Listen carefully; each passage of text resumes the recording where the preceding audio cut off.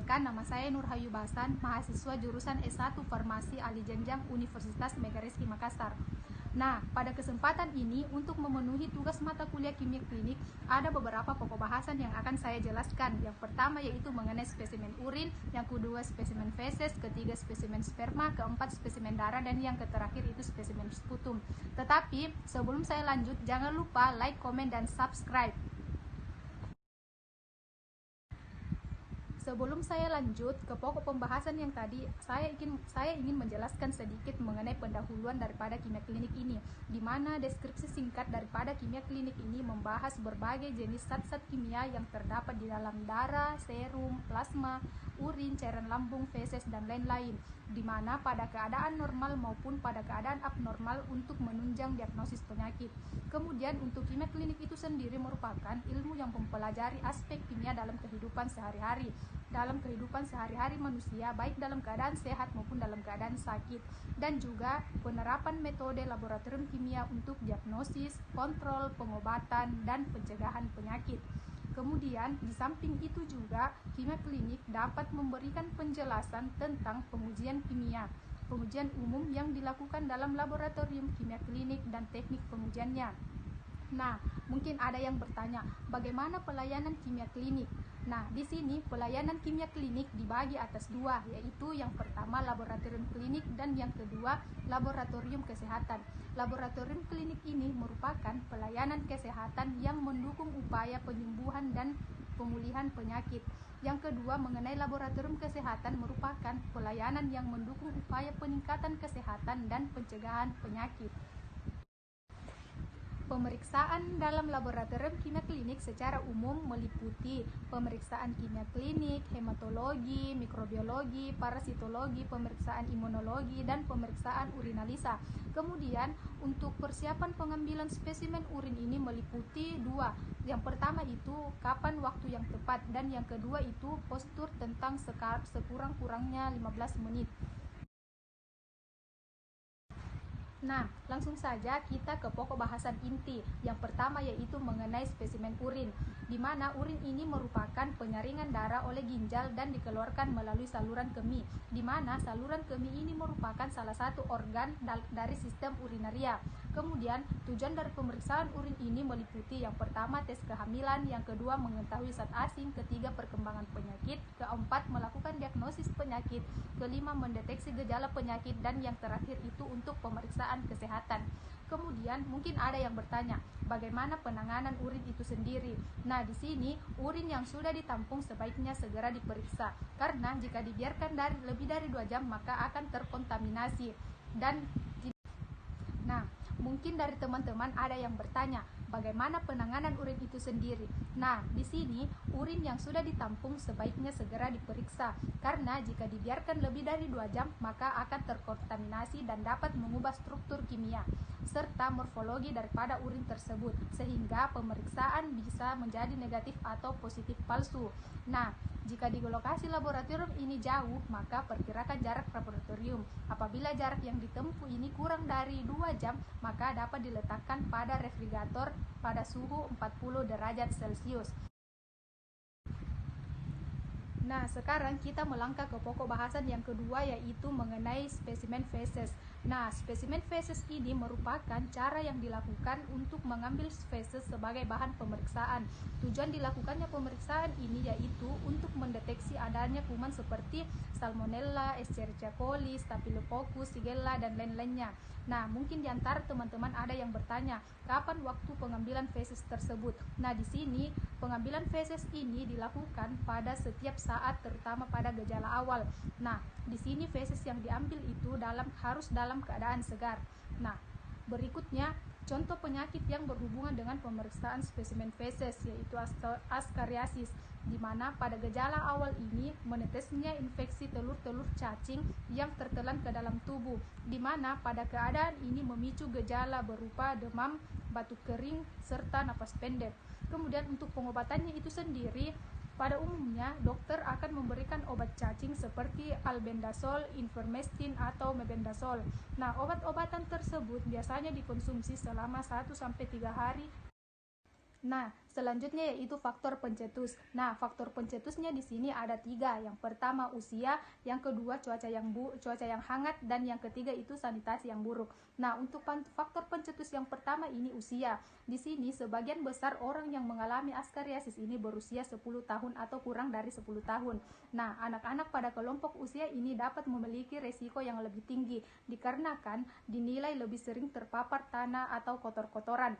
Nah, yang kedua, faktor pencetus yang kedua ini ada cuaca yang hangat, di mana askariasis ini lebih sering terjadi di negara-negara berkembang dengan cuaca yang hangat pada sepanjang tahun. Nah, yang ketiga, faktor pencetus yang ketiga ini merupakan sanitasi yang buruk. Nah, di mana pada sanitasi yang buruk ini askariasis sering ditemui di negara-negara berkembang yang memiliki area di mana feses dapat bercampur dengan tanah lokal. Kemudian, pokok bahasan selanjutnya yaitu spesimen sperma. Nah, di mana sperma ini disebut juga sebagai spermatozoa atau sel gamet dari laki-laki yang mempunyai ukuran panjang keseluruhan 50-60 mikrometer.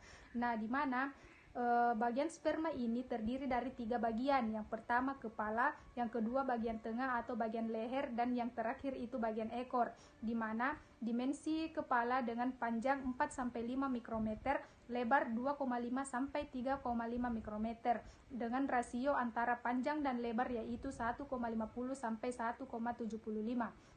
Nah, mungkin di sini ada teman-teman yang bertanya, bagaimana cara memperoleh sperma itu sendiri? Nah, untuk memperoleh sperma itu sendiri dapat dilakukan dengan berbagai cara, diantaranya yaitu masturbasi, coitus interruptus, coitus condomatosus, vibrator, dan juga reflux pasca senggama. Kemudian, cara pengambilan sperma itu sendiri dilakukan dengan beberapa cara. Yang pertama yaitu puasa seksual selama 2 sampai 7 hari.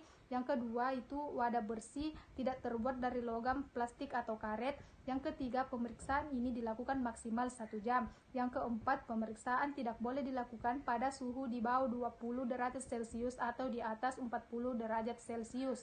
Nah, kemudian penyakit yang berhubungan dengan pemeriksaan sampel. Ada beberapa penyakit yang berhubungan dengan pemeriksaan sampel di sini. Yang pertama yaitu leukositopenia. Kemudian poin selanjutnya yang akan saya bahas yaitu mengenai spesimen darah. Di sini pemeriksaan darah merupakan serangkaian pemeriksaan dengan menggunakan sampel darah yang didapatkan melalui pembuluh darah pada bagian tubuh tertentu atau dengan menusuk pada salah satu jari dengan menggunakan alat khusus. Nah, tujuan dilakukannya pemeriksaan darah ini untuk mendeteksi penyakit, mengetahui fungsi organ, mendeteksi kemungkinan adanya racun, efek obat atau zat tertentu, kemudian dan mengetahui kondisi kesehatan secara keseluruhan. Selanjutnya, pengawet spesimen darah. Nah, di sini pengawet yang dapat dipakai adalah EDTA heparin, berdaya seperti antitrombin natrium sitrat dan campuran amonium.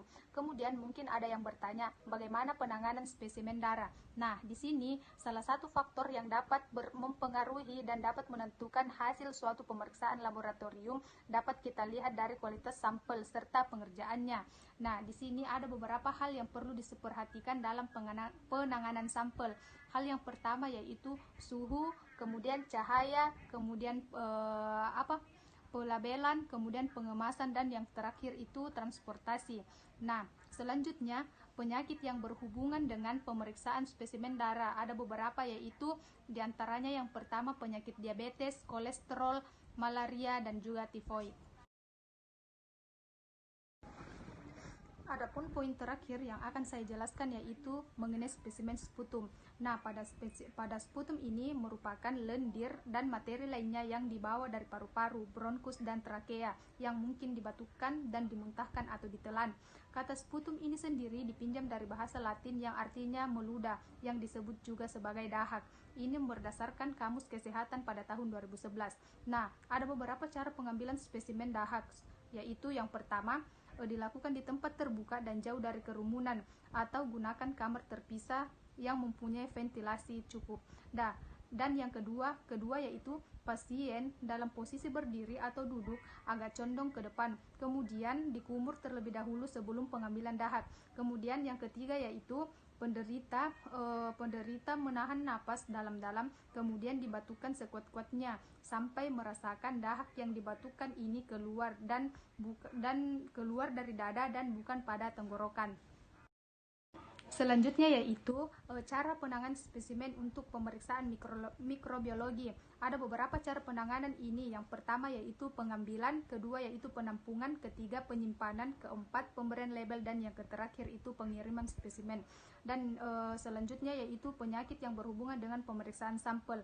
Adapun penyakit yang berhubungan dengan pemeriksaan sampel ini, yang pertama yaitu penyakit TB paru, yang kedua pneumonia, yang ketiga bronkitis, dan yang terakhir abses paru. Mungkin inilah yang dapat saya jelaskan mengenai beberapa poin-poin daripada spesimen tersebut, mulai dari spesimen urin, spesimen feses, spesimen sperma, spesimen darah, dan juga yang terakhir spesimen sputum. Nah, mungkin inilah yang dapat saya jelaskan, kurang dan lebihnya mohon dimaafkan. Semoga video ini dapat bermanfaat untuk kita semua. Wassalamualaikum warahmatullahi wabarakatuh. Bye.